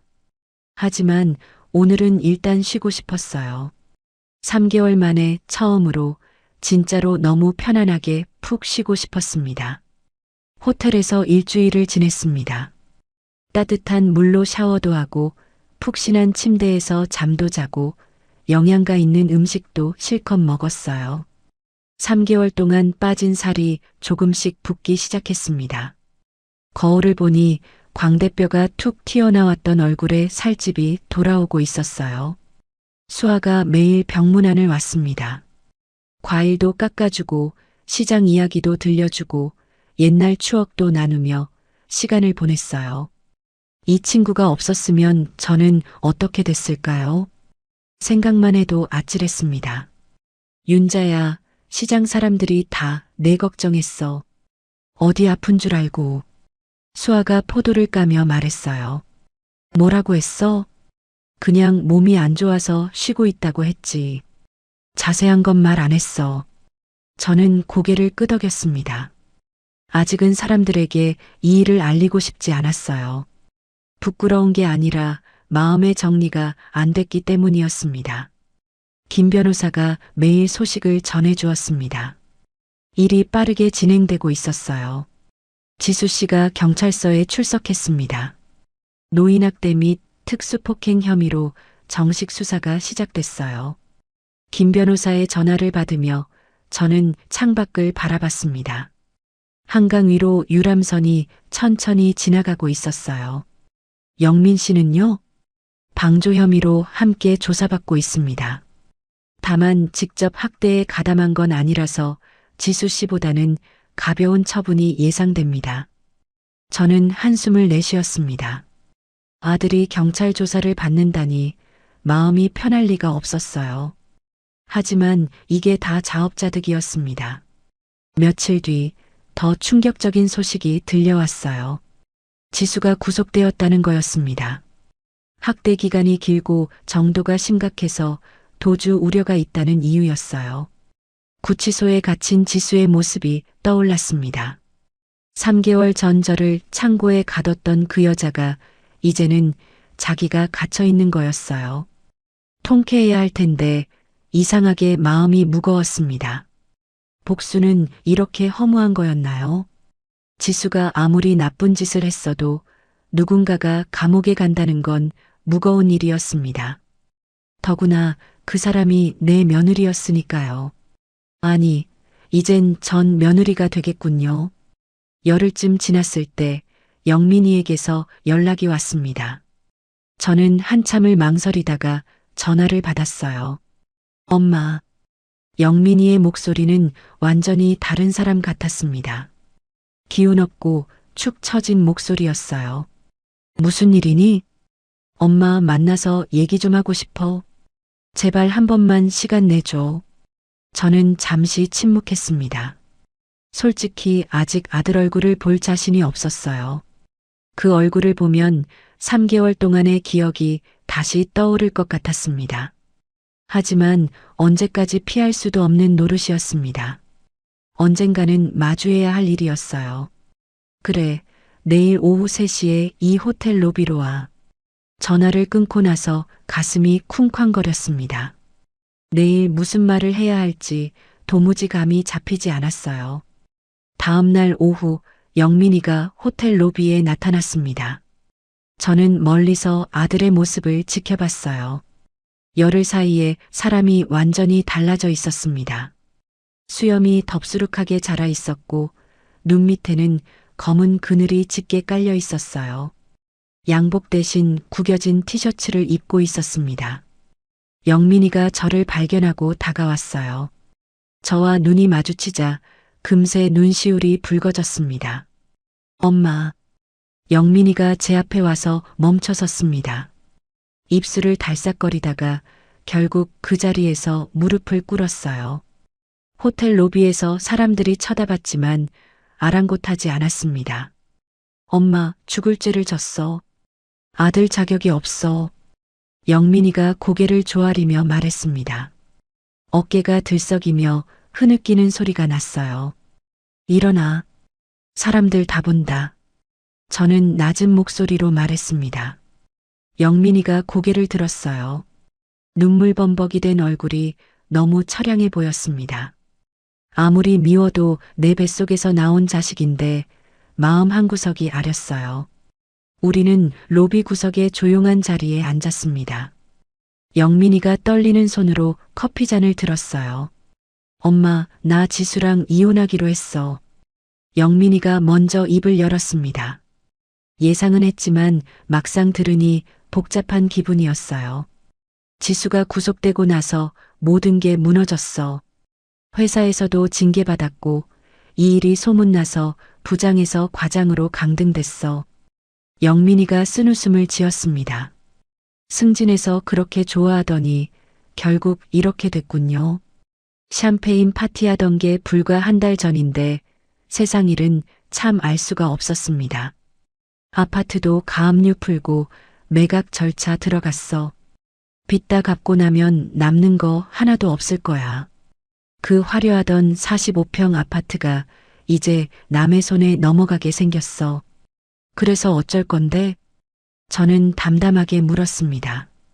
원룸 하나 얻어서 다시 시작하려고. 처음부터 다시요. 사회초년생 때처럼 월급 아껴가며 살아볼 거야.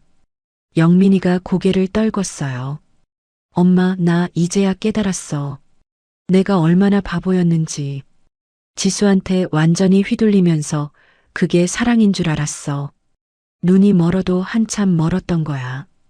영민이의 목소리가 떨렸습니다.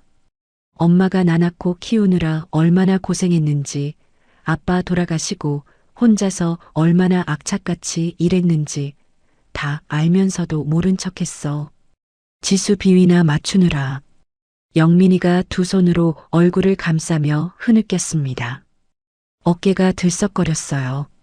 그 돈 30억, 아니 120억. 그게 중요한 게 아니었어. 엄마 마음을 내가 짓밟은 거잖아. 그게 제일 큰 죄야. 저는 아무 말 없이 영민이를 바라봤습니다. 이 아이가 진심으로 반성하고 있다는 걸 느낄 수 있었어요. 30년 넘게 키운 자식인데 진심인지 아닌지 정도는 알 수 있었습니다. 용서해달라고 안 할게.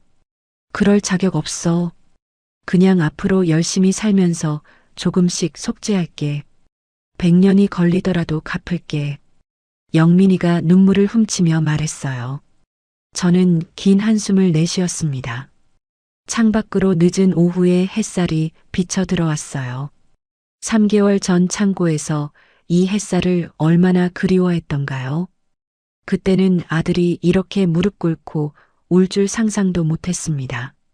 영민아, 저는 천천히 입을 열었어요. 엄마가 너한테 기대한 건 돈이 아니었어. 효도도 아니었고, 그냥 가끔 전화해서 밥은 먹었냐, 아프진 않냐, 그 말 한마디면 됐어. 영민이가 고개를 들어 저를 바라봤습니다. 그런데 넌 그것조차 안 했잖아.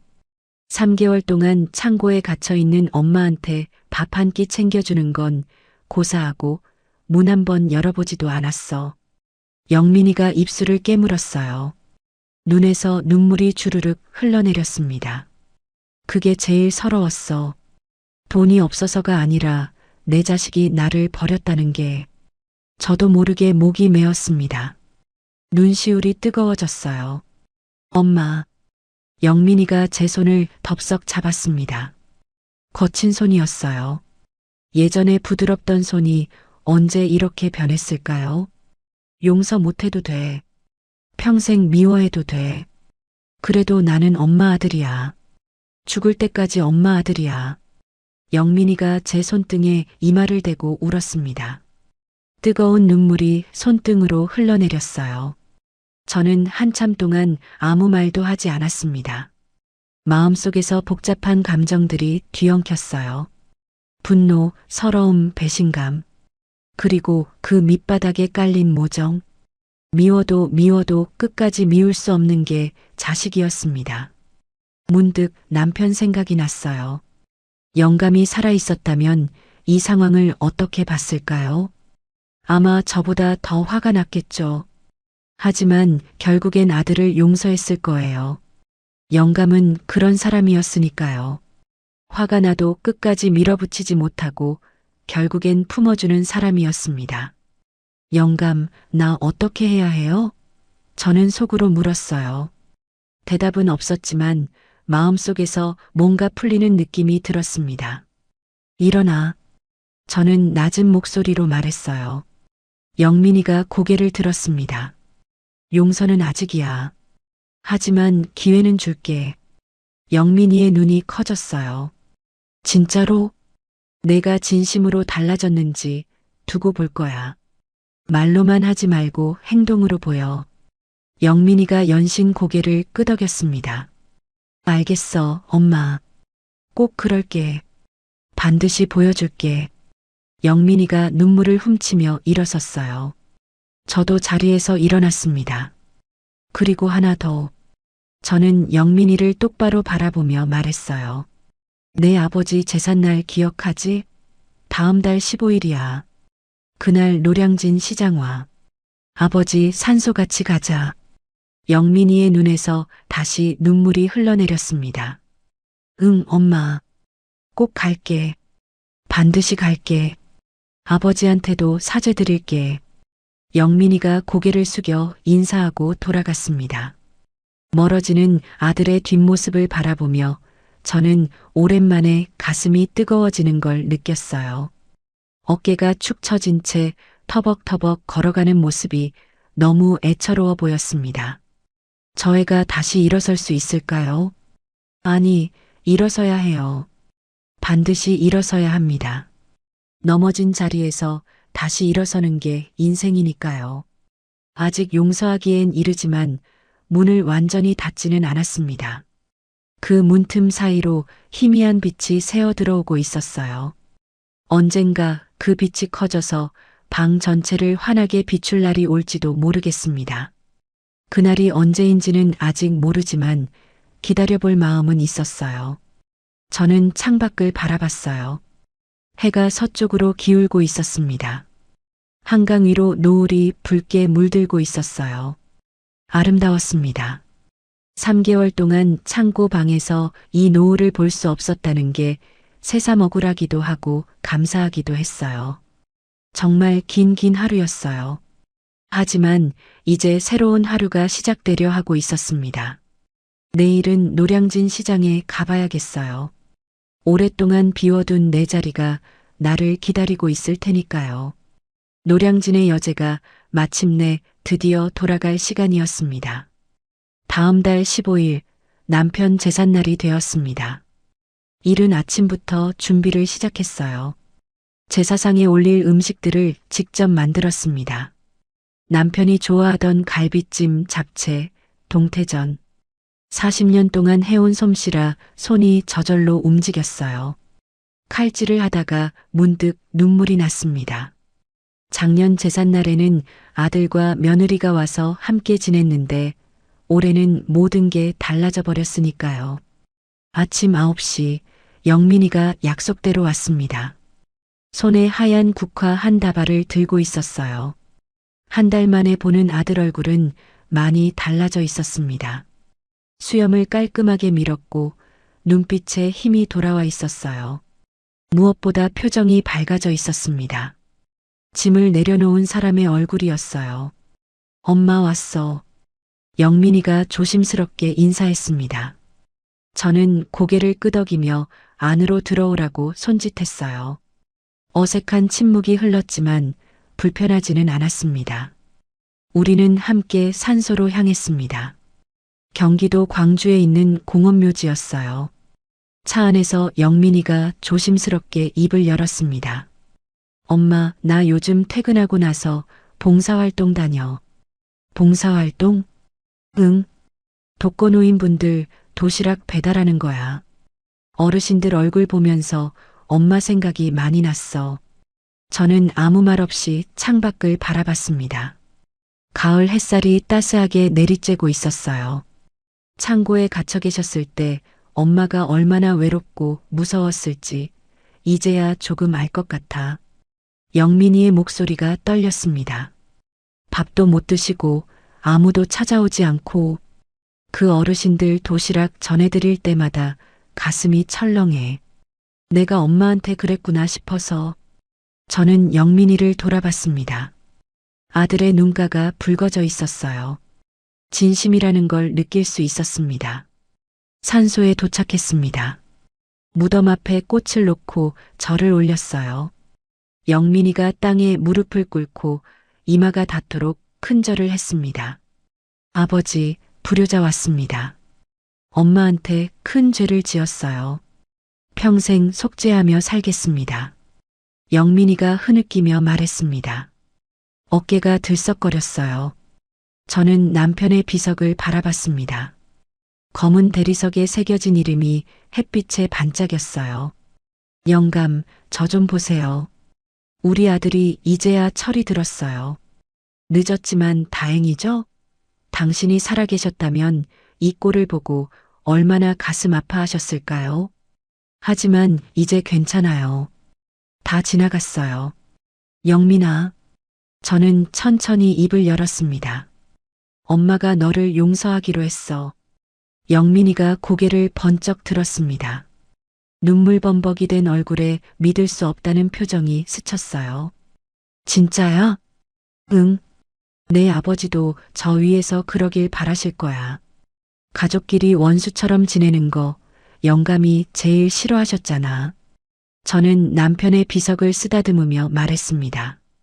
차가운 돌의 감촉이 손끝에 전해졌어요. 남편이 곁에 있는 것 같았습니다. 대신 조건이 있어. 앞으로 한 달에 한 번은 꼭 엄마 얼굴 보러 와. 바빠도 핑계 대지 말고. 당연하지. 매주 갈게, 엄마. 영민이가 연신 고개를 끄덕였습니다. 그리고 나중에 좋은 사람 만나면 데리고 와. 이번엔 엄마 눈으로 직접 보고 허락할 거야. 저는 씁쓸하게 웃었어요. 지수 같은 며느리는 2번 다시 만나면 안 되니까요. 알겠어, 엄마. 꼭 그럴게. 영민이가 제 손을 꼭 잡았습니다. 따뜻한 온기가 전해졌어요. 오랜만에 느끼는 아들의 체온이었습니다. 제사를 마치고 돌아오는 길, 저는 노량진 시장에 들렀습니다. 6개월 만에 복귀였어요. 시장 입구에 들어서자 익숙한 비린내가 코를 찔렀습니다. 예전 같으면 지긋지긋했을 그 냄새가 오늘따라 반가웠어요. 어머, 사장님 아니세요? 사장님 오셨다. 시장 상인들이 저를 알아보고 몰려왔습니다. 다들 반갑게 인사하며 어디 아팠냐고, 왜 이렇게 야위었냐고 물었어요. 좀 아팠어.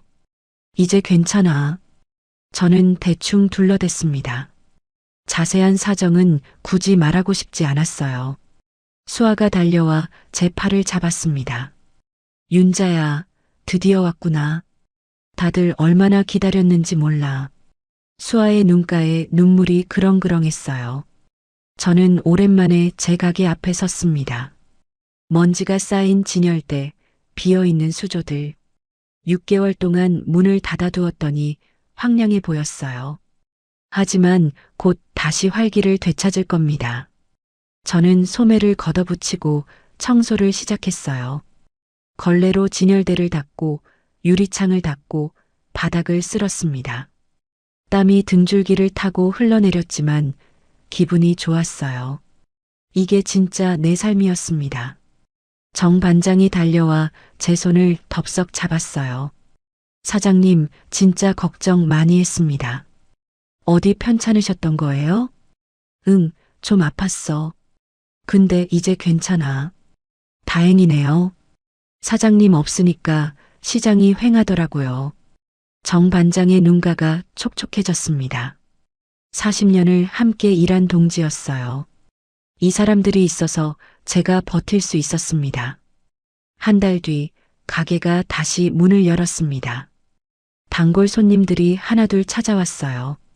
사장님, 어디 갔다 오셨어요? 너무 보고 싶었어요. 사장님 고등어가 제일 싱싱하다니까요.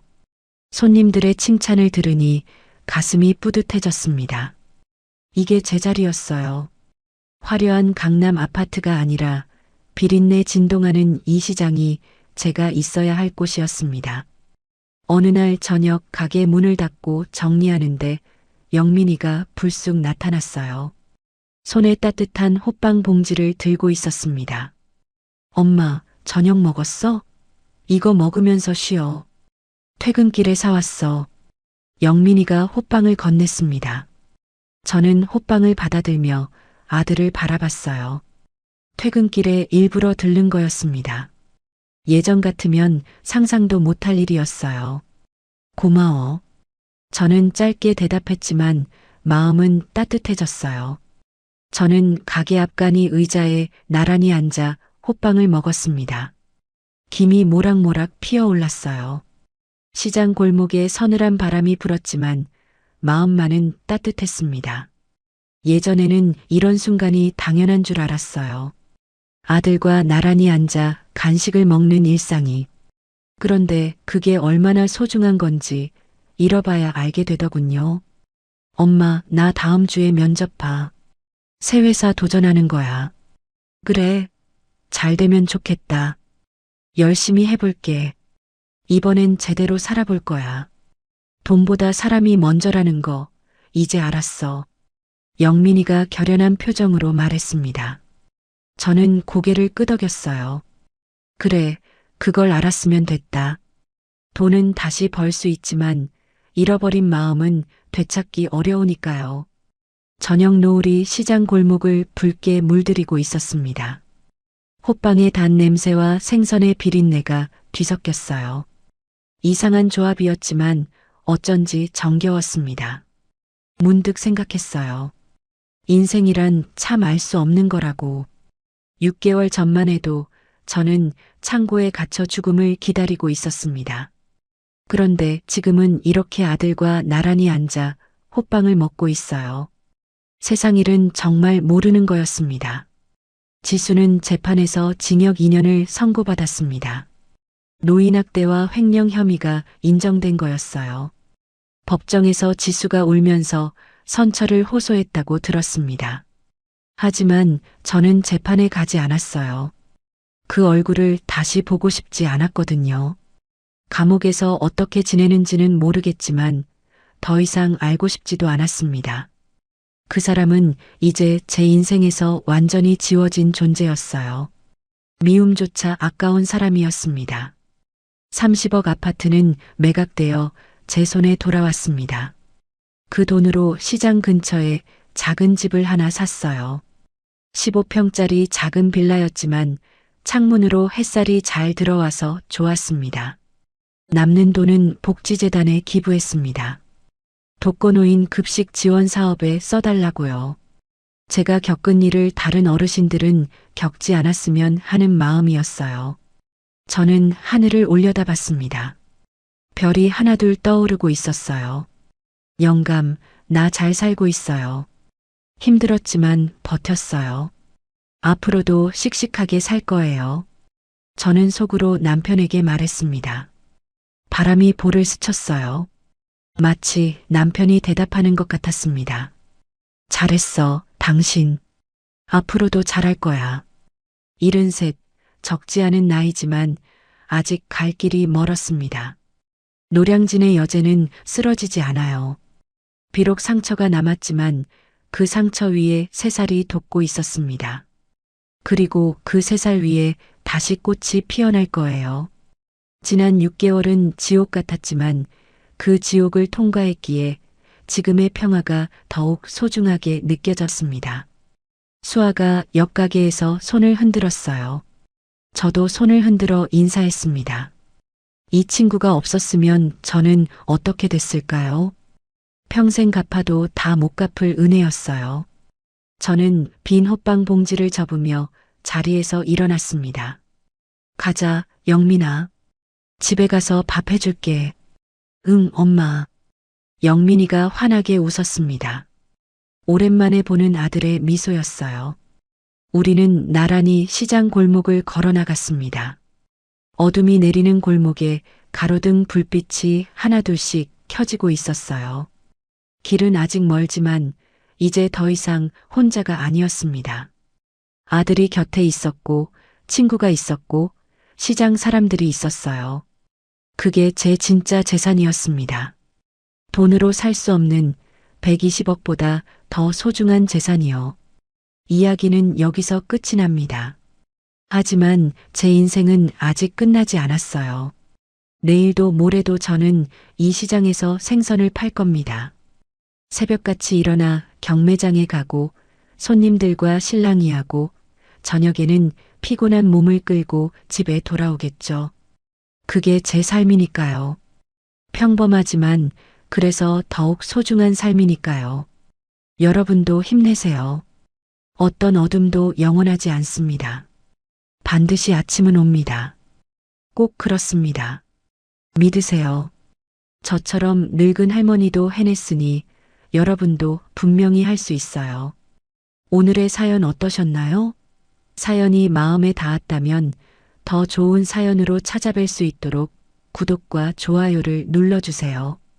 그리고 사연의 주인공을 위한 따뜻한 말씀도 댓글로 부탁드립니다. 여러분의 오늘을 응원합니다.